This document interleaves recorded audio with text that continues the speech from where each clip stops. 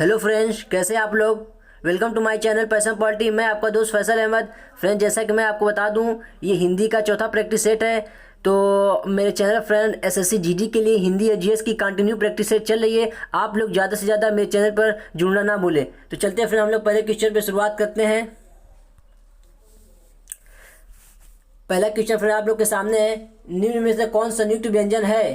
तो जल्दी से फिर हर क्वेश्चन का आप लोग आंसर देने की कोशिश कीजिएगा। ऑप्शन ए है अ, ऑप्शन बी है प, ऑप्शन सी है त्र, ऑप्शन डी है न। तो जल्दी से फ्रेंड हर क्वेश्चन का आंसर आप लोग दीजिए। इसका राइट आंसर आप लोग बताइए पहले क्वेश्चन का फ्रेंड्स। इसका राइट आंसर हो जाएगा friend option C is the right answer, यानी कि त्र हो जाएगा।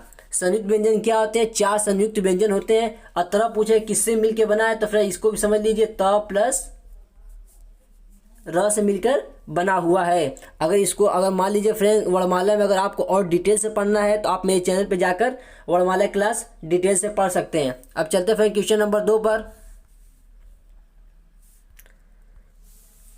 क्वेश्चन नंबर 2 का फिर आप लोग ऐसे कीजिए, निम्न में से कौन विवृत के अंतर्गत आएगा। ये सब फ्रेंड वर्णमाला से लिया हुआ टॉपिक है। अगर आपको डिटेल में पढ़ना है तो आप मेरे चैनल पर जाकर वर्णमाला की क्लास देख सकते हैं।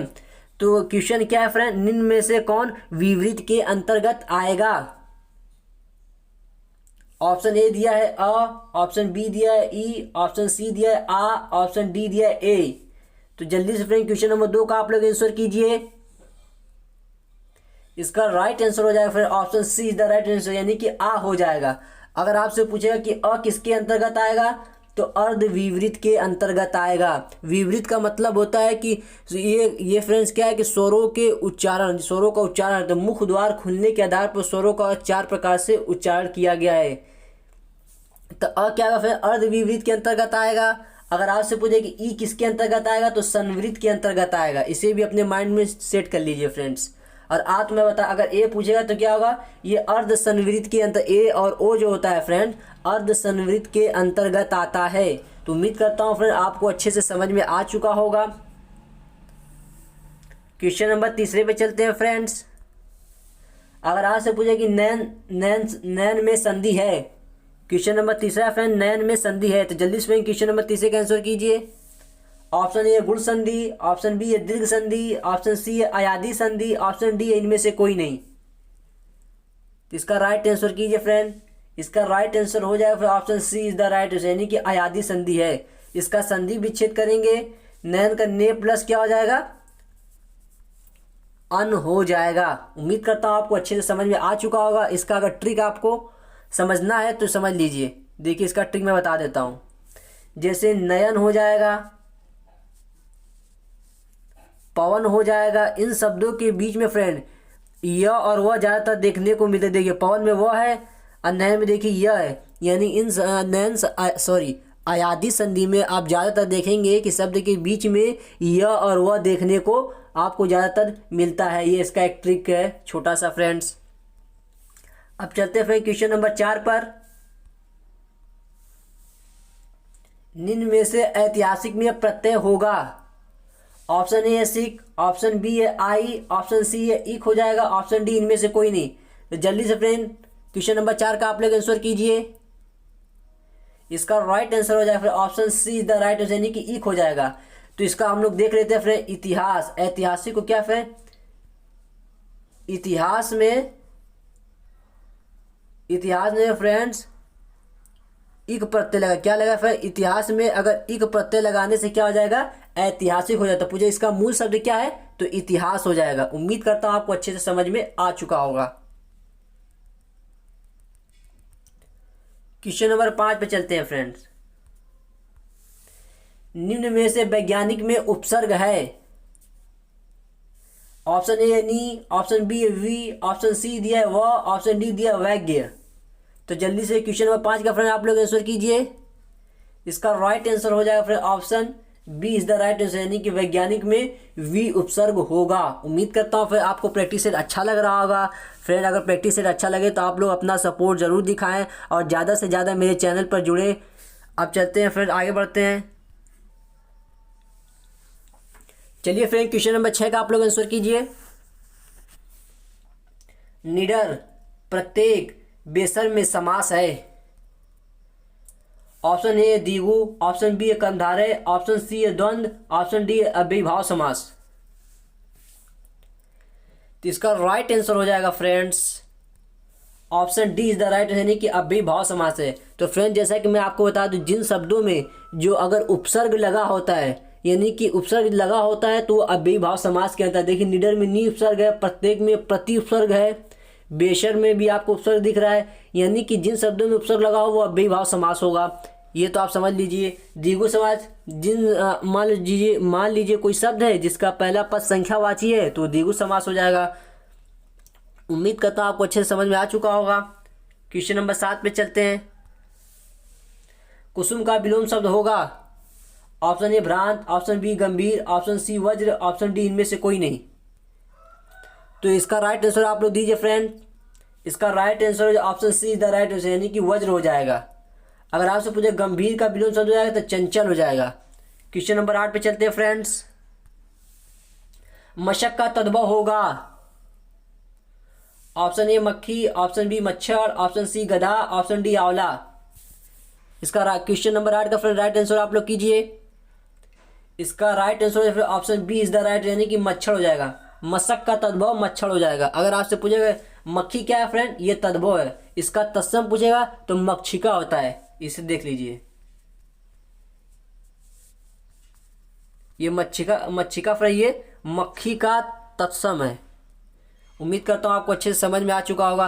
अगर आपसे पूछे गधा, गधा का तत्सम क्या हो जाएगा? गर्दभ हो जाएगा। अगर आपसे पूछे कि आंवला, ये आंवला क्या है? सब तद्भव है, तो आंवला का तत्सम पूछेगा तो आमलक होता है। उम्मीद करता हूँ फिर आपको अच्छे से सारे ऑप्शन को फ्रेंड मैं बताने की पूरी कोशिश कर रहा हूँ कि आपका ज़्यादा से ज़्यादा क्वेश्चन तैयार हो जाए। ये परीक्षा के दृष्टिकोण से फ्रेंड बहुत ही इंपॉर्टेंट है। आप लोग मेरे चैनल पे ज़्यादा से ज़्यादा सपोर्ट भी करें फ्रेंड्स। क्वेश्चन नंबर 9 का फ्रेंड आप लोग आंसर कीजिए। पट, चीर, अंबर निम्न में से किसका पर्यायवाची है? ऑप्शन ए आसमान, ऑप्शन बी गधा, ऑप्शन सी वस्त्र, ऑप्शन डी नदी। तो इसका राइट आंसर कीजिए फ्रेंड। इसका राइट आंसर हो जाएगा option C is the right answer, यानी कि वस्त्र का पर्यायवाची शब्द है। क्वेश्चन नंबर 10 का फ्रेंड आप लोग आंसर कीजिए। जिसकी कल्पना न की जाए के लिए एक शब्द होगा, ये फिर अनेक शब्दों के लिए एक शब्द है।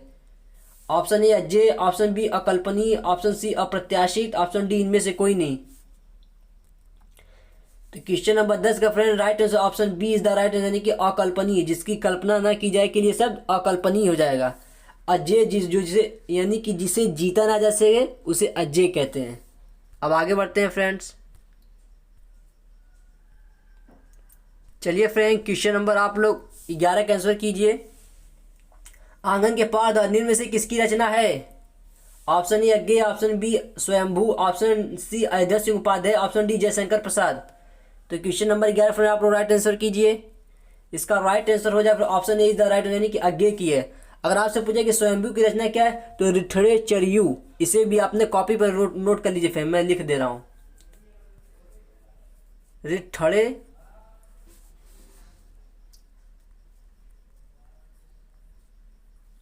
रिठड़े चरियू ये किसकी फ्रेंड? स्वयंभू की रचना है।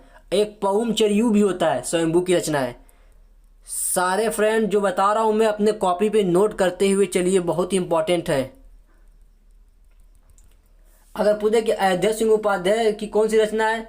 अधखिला फूल, वैदेही वनवास, प्रिय प्रवास, ये सब इनकी रचना है।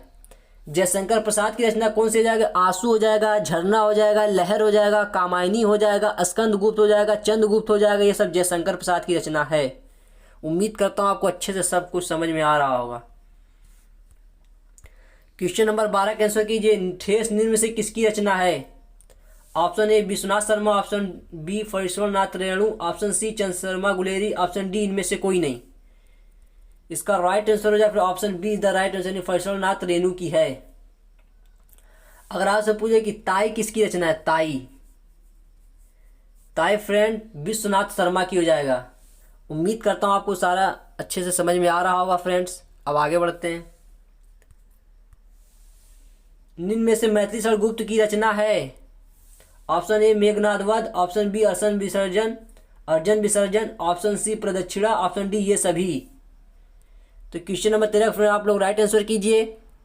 इसका राइट आंसर हो जाएगा friend option D is the right answer, यानी कि ये सभी मैथिली शरण गुप्त की रचना है। सारा फ्रेंड अपने माइंड में सेट कर लीजिए और कॉपी पे नोट कर लीजिए फ्रेंड, ये परीक्षा की दृष्टिकोण से बहुत ही इंपॉर्टेंट है।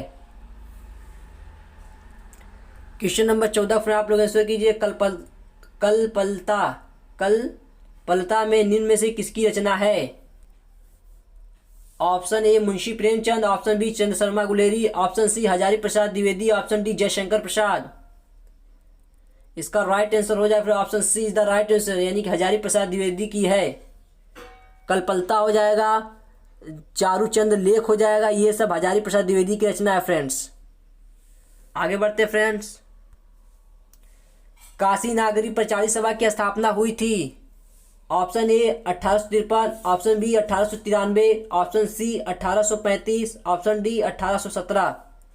तो इसका राइट आंसर हो जाएगा friend option B the right answer, यानी 1893 में हुई थी। किसने की थी? श्याम सुंदर दास ने, इसे भी नोट कर लीजिए। तो फ्रेंड्स अब आगे बढ़ते हैं। क्वेश्चन नंबर 16 का आप लोग आंसर कीजिए। प्रेम सागर निम्न में से किसकी रचना है? Option A Lallu Lal, option B Jaishankar Prasad, option C Shashidayal Saxena, option D Munshi Premchand. इसका राइट आंसर हो जाए friend option A the right answer, ये लल्लू लाल की है। क्वेश्चन नंबर 17 फ्रेंड आप लोग आंसर कीजिए। निम्न में से कौन सकर्मक क्रिया है? ऑप्शन ए राम लिखता है, ऑप्शन बी मोहन खाना खाता है, ऑप्शन सी श्याम सो रहा है, ऑप्शन डी इनमें से कोई नहीं। तो फ्रेंड पहले इसको समझ लीजिए, सकर्मक क्रिया क्या होती है, अकर्मक क्रिया क्या होती है। जिस क्रिया के व्यापार का फल अगर कर्ता पे पड़ता है फ्रेंड्स तो वो अकर्मक क्रिया होती है, इसे नोट कर लीजिए। जिस क्रिया के व्यापार का फल अगर कर्ता की बजाय अगर कर्म पे पड़ता है तो वो सकर्मक क्रिया होती है। अब इसका एक ट्रिक देख लीजिए, क्या या फिर किसको, क्या या किसको, ये दोनों शब्द क्या होता है, क्रिया से पहले आप लगाएंगे। अगर उस वाक्य में फ्रेंड अगर ये सेट हो जाता है तो सकर्मक क्रिया होगी, अच्छे से समझ लीजिएगा। अब चलते हैं इसको हम। मान लीजिए लिखता है, लिखता से पहले आप लगाइए क्या, क्या लिखता है, तो यहाँ पे कोई कर्म नहीं दिया, यानी कि कुछ यहाँ पे सेटिंग इसकी बैठ नहीं रही, क्या लिखता है, तो ये क्या होगा, अकर्मक क्रिया हो जाएगी।